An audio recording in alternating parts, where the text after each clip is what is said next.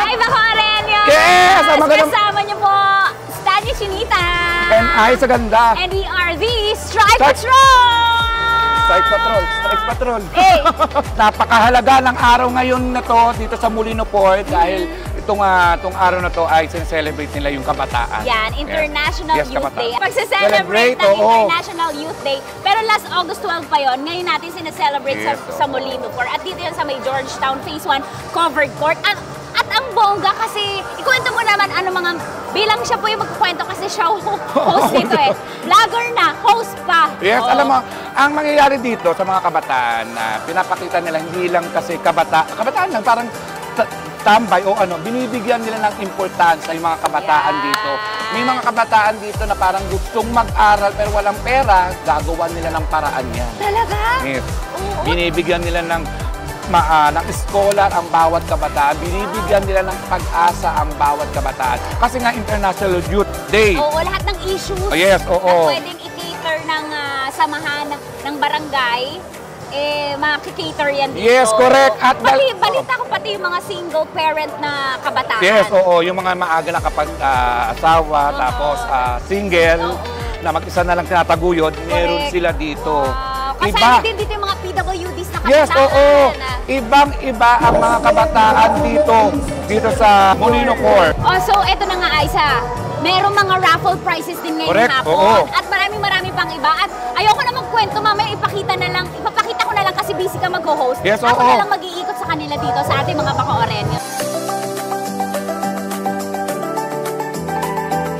At ito nga, nagbabalik na kami ngayon kung saan ang mga kabataan ay kailangan munang mga taga Molino Port, kailangan magpa-register muna. Kasi para malaman nila kung ilan na ba sila lahat. Kasi alam mo ba sa to lang, parami ng parami. Parami sila ng parami. At thank God, ang mga kabataan dito sa Molino Port ay hindi nagpapabaya. At gano'n sila karami, na-occupy pa rin. Binibigyan pa rin sila ng tulong. Oo, kahit ilan ay kayang-kayang tulungan po ng Barangay Molino 4. Correct! At so, dito nga, ayan, busy sila ngayon at medyo guguluhin natin sila. Ayan, nakikita natin yung mga kabataan ngayon. Ayan yung mga kabataan, lalo-lalo na pag naka-makeup. So, dito sa registration, kaya natin nilalagay yung pangalan kasi may mga detalye din dito. Parang mga application form so that malalaman natin kung sila ba ay single parent, ano yung pangangailangan nila, nag-aaral ba sila, napatigil ba sila sa pag-aaral, nangungupahan ba sila, scholar sila. Matugunan natin yung saktong pangangailangan nila at the moment. Alam mo kasi, hindi kasi pwede naman lahat na ibigay sa ganito. Maybe kailangan nila mahati yan eh. Yes. Para mabigyan lahat, ganun katindi ang mga kabataan ngayon. Kung maaari, bigyan nila ng lahat. Hindi man ganun kalaki, pero malaking tulong para sa kanila yun. Yes. Ito yung stepping stone para malaman ano ba kailangan nila para matulungan ang ating local government. Yes. Ang mga kabataan dito sa Molino Port, binibigyan ng moral. Wow. Lahat. Moral, di ba? Taray ko. Moral. Ayan mga kabataan, hanggang sa 45 po ang pila. So yun. Ayan. At mamaya, Mimi Aiza, mag-interview tayo ng mga ilang kabataan na merong mga kanya-kanyang storya at para makapag-share sila, paano nakakatulong sa kanila ang International Youth Day, ang celebration ng Molino Port. Correct. So, magbabalik kami. Yes. Bye.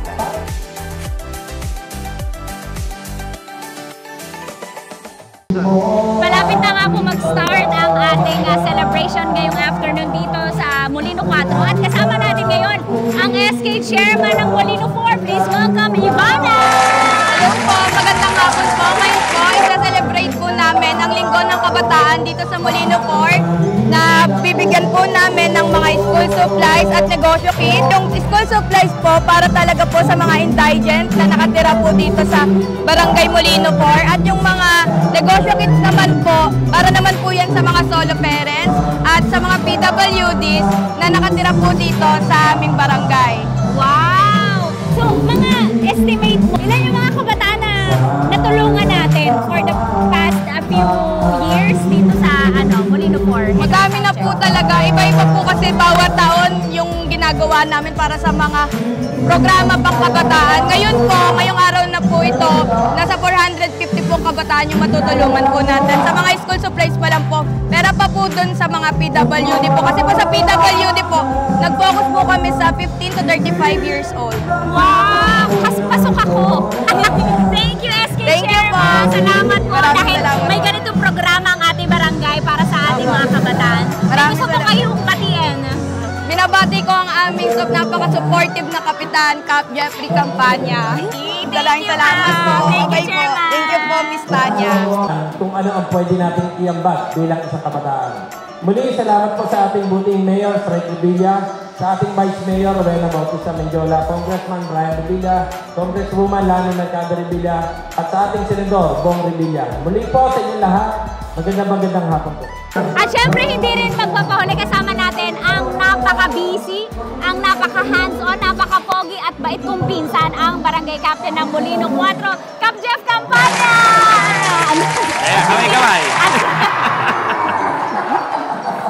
So, peace! Sabi kanina ng SK Chairman, napaka-supportive talaga ng aming barangay captain. Maraming salamat kasi may ganitong programa ang barangay natin para sa mga kabataan. Ilang taon na natin itong ginagawa sa Molino 4? Simula ng Taimaw po, taong 2013 at ikalawang termino ng 2018. Wow! Lagi tayong may International Youth Day celebration sa Molino 4. Ano mga ginagawa natin basically? Ayun, siyempre, unang-una, pagpaparating ng kung anong programa, meron ng Sangguniang Kabataan ng Barangay Molino 4, kung anong mga proyekto, at kung ano pa yung dapat nilang malaman patungkol sa mga kabataan. Wow! Ikaw, estimate mo, mga ilang kabataan yung PWDs natin dito sa barangay? Wala akong eksaktong record, pero yung kabuuan ng PWD ay nasa 1,130. Anong tulong nabibigay natin sa mga PWDs natin kabataan? Sa kabataan, isa yun, yung pamamahagi ng wheelchair, hearing aid. Oo. Ayun, yun yung mga isa sa benepisyo. Tapos, ayun, yung mga pagbibigay ng kagamitan na magagamit nila sa pag-aaral. Sa pag-aaral. So, yung mga indigent, mga hindi nakakapag-aral na kabataan, estimate mo mga ilan? Meron ka ba dyang numbers? Wala akong eksaktong numero eh. Pero lahat sila nabibigyan? Lahat naman sila nabibigyan kasi bago tayo magsagawa ng pamamahagi ng mga kagamitan, nagkakaroon man tayo ng survey, registration, para makita at mahanap natin yung mga indigent.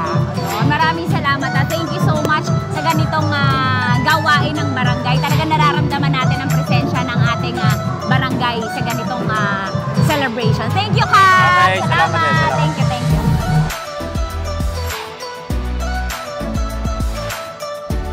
At nagpapatuloy po ang celebration ng International Youth Day dito sa Molino 4. At this point, may kasama tayo. Ang pangalan niya ay May Rose. Ilan taon ka na?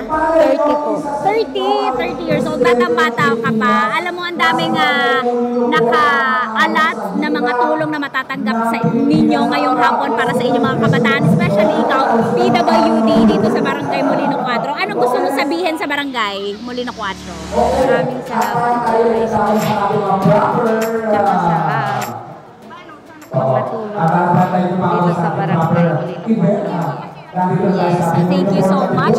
So, message na lang for Mayor Strike. Maraming salamat po kay Mayor. Malaking tulong po ito. Yeah, thank you din. Thank you so much.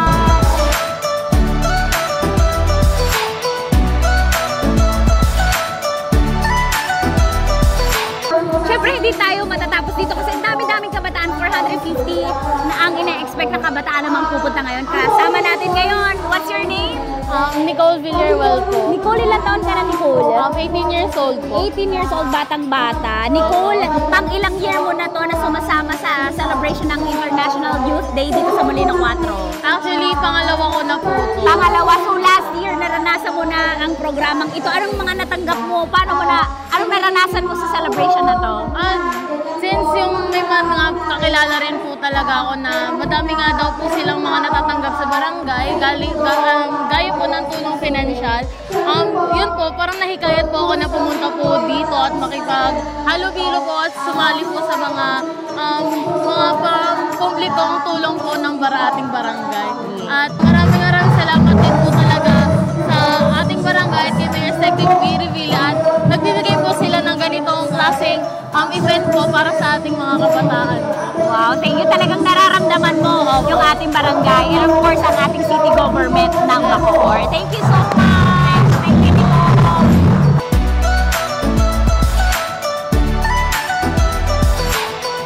Grabe, nakakatuwa yung mga kabataan, talagang lumalapit sila sa atin para mag-share ng kanilang experiences at kasama natin ngayon si Fem.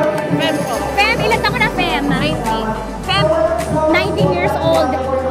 Ikaw, anong ina-expect mo ngayong hapon? Sabi nila, marami tayong marireceive ngayong hapon to para sa inyong mga kabataan. Maririnig yung mga programa ng SK. Anong gusto mo sabihin sa kanila? Thank you po kasi nag-create po kayo ng such a wonderful event na nakakatulong sa kabataan, especially po sa amin na first timers and mas na ano po kami na open up yung mind namin na meron May programa pala.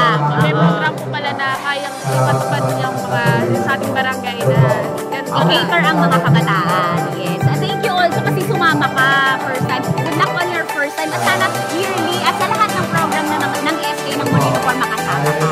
Yes. Thank you so much. Thank you.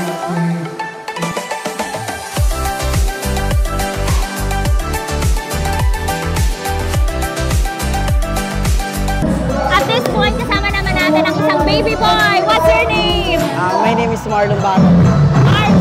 Ilan taon ka na? 21 years old.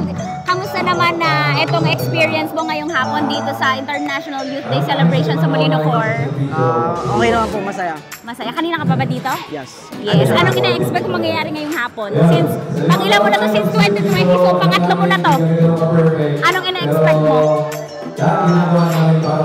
Expect ko lang sa mga SK na magkaroon pa ng more project and maglingkod sila sa kabataan tulad na magbibigay ng mga school supplies yan.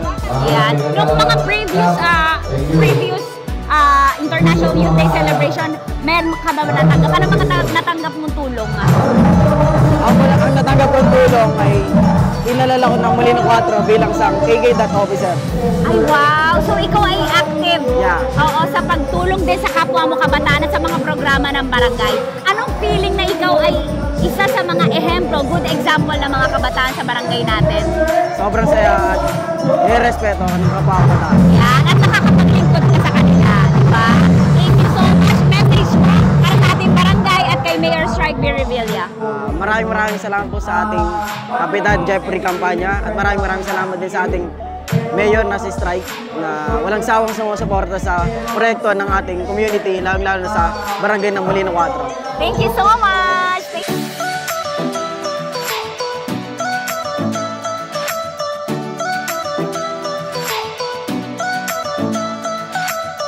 Yay! Nakakayak at nakakatuwa, nakakataba ng puso ang mga ginawa ng mga kabataan dito sa Molino Por. Grabe, sobra-sobra. Nakaka-inspire na parang tularan pa ng mga marami pang barangay dito sa Bacoor. Itong programa ng Molino 4. Yes, alam mo, mapapaisip sana yung mga ibang kabataan na biging ganito, biging kagaya nila.